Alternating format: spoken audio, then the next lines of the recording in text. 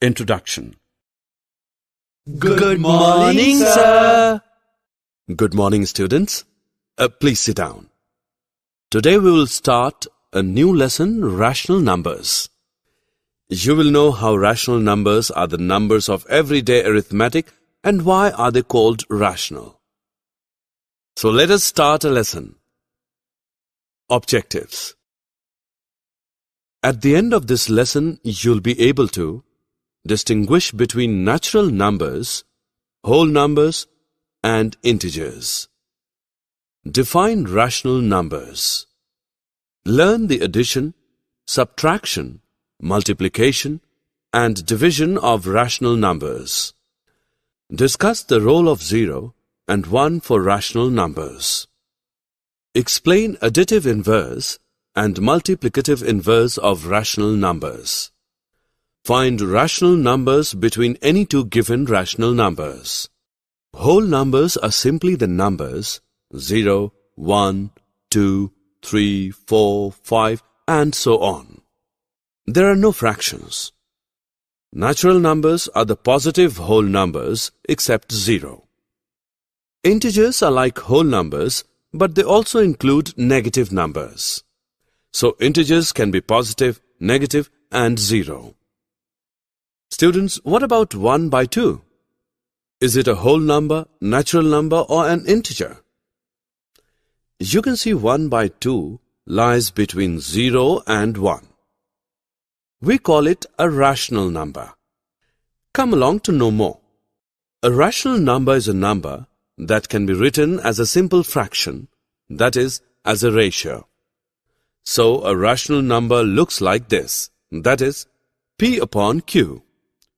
Remember, Q cannot be equal to 0. Can you tell which of these numbers are rational? Yes, all of them are rational. So rational numbers are simply the numbers of arithmetic. Sometimes the rational number can be like that. Do you think that it is in simplified form? No, it can be further simplified. But how? Here we can divide the numerator and denominator by 5 to get 3 by 5. This is the simplest form. So students, remember we can simplify the fraction by dividing the numerator and denominator by a common factor. How to add rational numbers? Hey, it's easy. Before we add, keep in mind the rational numbers should have the same bottom number. That is, both the rational numbers must have common denominator.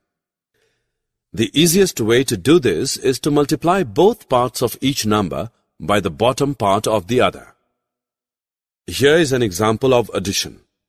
We will add 5 by 4 and 1 by 4. See, the denominators are already the same. Now add the numerators and put the answer over the same denominator. This fraction can be further simplified to 3 by 2. Subtraction of rational numbers is same as the addition. Before subtracting the rational numbers, always look for the common denominator. If it's not common, multiply both parts of each number by the bottom part of the other. Here is an example of subtraction. We will subtract 1 by 7 from 5 by 7. We know denominators are already the same, so subtract the numerators and put the answer over the same denominator. Now we will study multiplication of rational numbers. This is the easiest one. To multiply two rational numbers, just multiply the numerators and denominators separately like this. Here is an example. We will multiply 1 by 3 and 3 by 5. First of all, we will multiply the numerators. Now we will multiply the denominators. Now this fraction can be further simplified to 1 by 5. Division of rational numbers is again very simple thing to do. First of all, flip the second number over and make it a denominator. After that, do a simple multiplication. Here is an example. We will divide 1 by 4 and 1 by 6.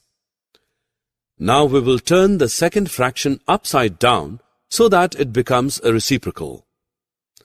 Multiply the first fraction by that reciprocal. This fraction can be further simplified to 3 by 2. Here we have added a 0 to a rational number. What did you notice?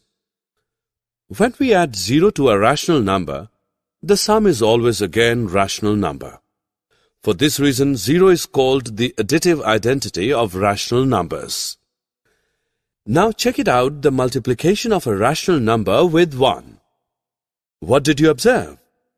When we multiply a rational number with 1, the product is always again that rational number. For this reason, 1 is called the multiplicative identity of rational numbers. You may have come across negative numbers while studying, isn't it? Is -1 the negative of 1? Yes, it is because 1 plus -1 equal to 0. So we say that -1 is the negative or additive inverse of 1. Likewise, for any rational number, say 3 by 7, -3 by 7 will be its additive inverse. Just think, by which rational number would we multiply 7 by 19 to get the product of 1? Obviously, it's 19 by 7 so as to get the product 1. So we say that 19 by 7 is the reciprocal or multiplicative inverse of 7 by 19. Did you know that there are infinitely many rational numbers between any two rational numbers? Now we will learn about it. Let us find a rational number between these two rational numbers using a mean method. So we can say 3 by 8 lies between 1 by 4 and 1 by 2. First of all, we will find the sum of these numbers, which comes out to be 3 by 4. Now divide this sum by 2.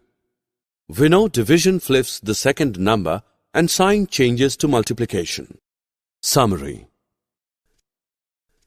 Let us summarize what we have learned. A rational number is a number that can be written as P upon Q, where P and Q are integers and Q is not equal to 0. Rational numbers are commutative and associative under addition and multiplication. 0 is the additive identity for rational numbers. 1 is the multiplicative identity for rational numbers. The additive inverse of P upon Q is minus P upon Q and vice versa. The reciprocal or multiplicative inverse of P upon Q is A upon B if P upon Q into A upon B is equal to 1. For all rational numbers A, B and C, A into B plus C is equal to AB plus BC and A into B minus C is equal to AB minus BC is known as the distributive property.